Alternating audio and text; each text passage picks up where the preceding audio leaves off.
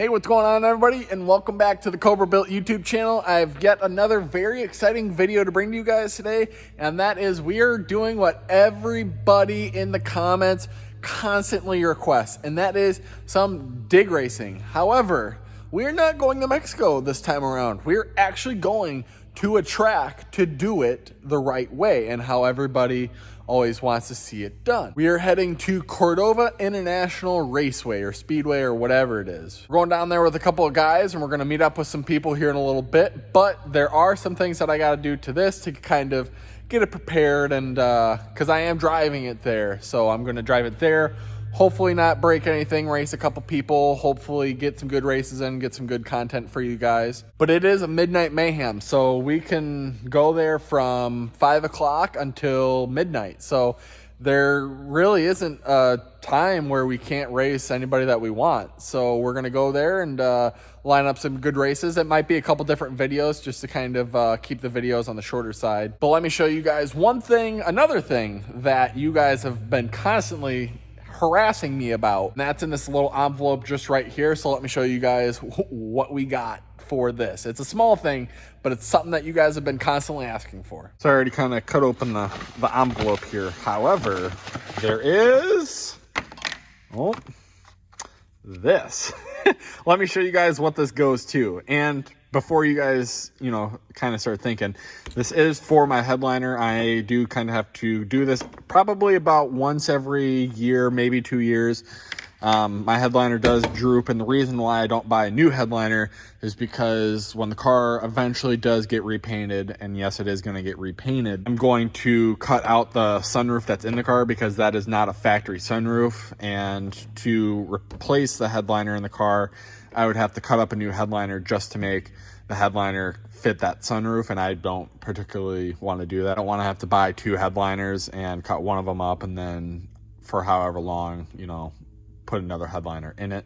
So I'm just going to keep gluing it up until it gets repainted and I can cut out the old sunroof that's in the car and have it be a non-sunroof car like it was from the factory. But let me show you guys what this little deal goes for. And some of you guys might already know what it goes for. It goes to this right here. So it just kind of slides over it, and that is that. And a lot of you guys have noticed when it's up here for the racing videos, you guys will notice this seatbelt thing is always being shown, and it's supposed to have a cover just like that. But as for the headliner, there it is. I mean, it's not too bad. It just kind of droops down. So all I gotta do is pull this back panel off and then just kind of pull it down and then spray glue up in there, roll it, get it flat, and then do it again in a couple years.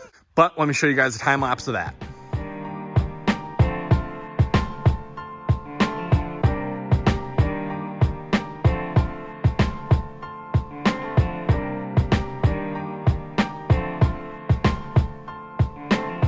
All right, that is in, and while I wait for the glue to dry for the headliner, it's a good thing that I got it in because the bit for the seatbelt bracket broke, but that was the old one. The nice thing about the new one versus this one is, like, this one, you had to undo the bolt to get behind it, and this one, it just slides over, so that's nice. I did get that seatbelt buckle bolt cover from a friend of mine named Miles. Miles, I know you're watching, so thanks again. And if you guys need any parts from him, name's Miles Debshaw, and he has a Facebook page called Miles Mustang Ranch. I think he has a lot of 4-eyed cars, so if you need any 4-eyed parts, hit him up. I will drop his link right here. But yeah, we're just waiting for the glue to set. You guys can kind of see, you gotta kind of wait like 5 minutes for it to get kind of tacky, and then you can kind of roll it. But I won't keep showing you guys the time lapse of that. As soon as everything's ready to go, we'll get everything all buttoned up and head out to the road and show you guys all the people that we're rolling down there with. All right, we're just about to head down. We got my brother's car, we got my car, we got a friend of ours car, we got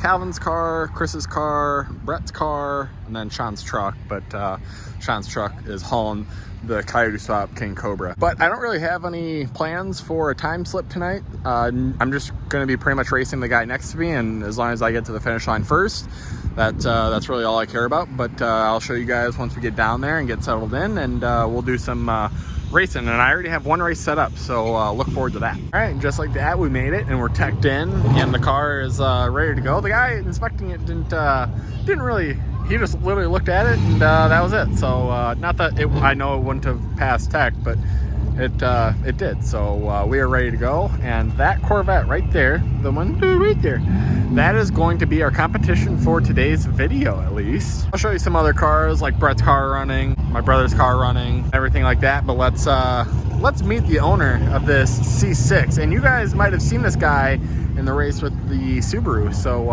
if you're familiar with him, I will drop his link right here to his Instagram. So check him out, and let's meet him.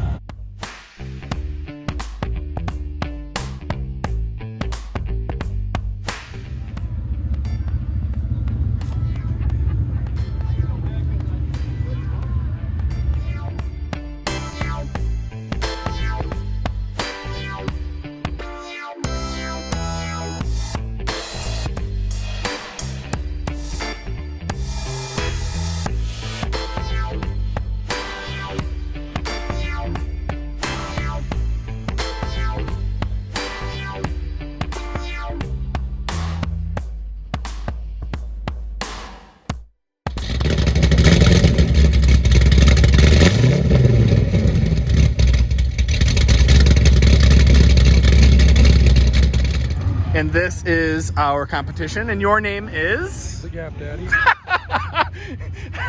Yeah, well, we'll go with that, but I call you Travis. Your real name is Chaz.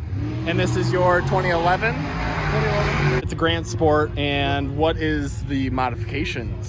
So it's pretty much a bone stock car, but it's got a GPI Stage 3 blower cam. So big boy cam. Yeah, it's like a way too big of a cam. And those are LS3s, right? LS3 with a dry sump, yeah. And it's a 6-speed manual. Unfortunately, in this moment, it is a 6-speed manual.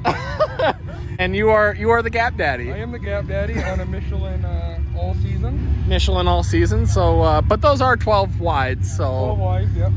Making gaps and filling them. Making gaps and filling them.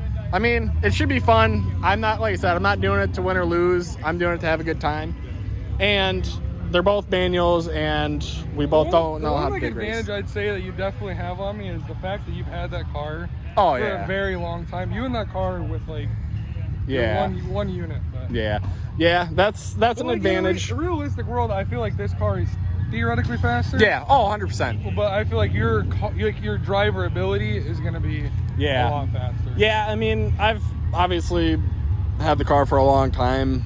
Previous was my dad, but yeah. So I would say I have more seat time, but I would definitely say if we were doing it from a roll, you'd probably win. Yeah, I think from a roll, definitely. Yeah. From a dig, I think your car is going to be pretty serious. Yeah, I think I'm not really doing it for a number, and I know you're not either. So it should be fun either way. But let's get to that.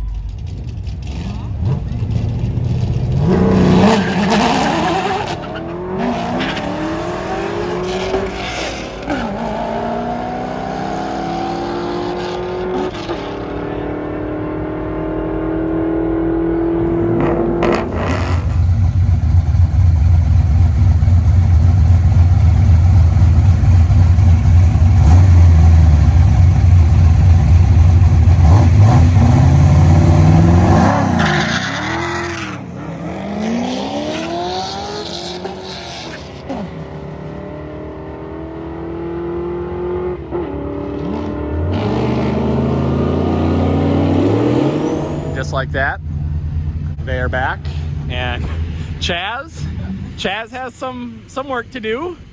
What you didn't break anything, however, something's not right. Yeah, something's definitely off, or it could be me, honestly. I don't know. If somebody else gets the car, might be fine, but the wheel hopping pretty good. Yeah, it was a little bit of a struggle today. But... Yeah, you'll have that on these kind of days. You'll have that on them big jobs. So I think that means you're officially the Gap Daddy. I am the Gap Daddy! And just like that, we are back at the shop, and the car made it home all in one piece, didn't break, didn't do anything like that.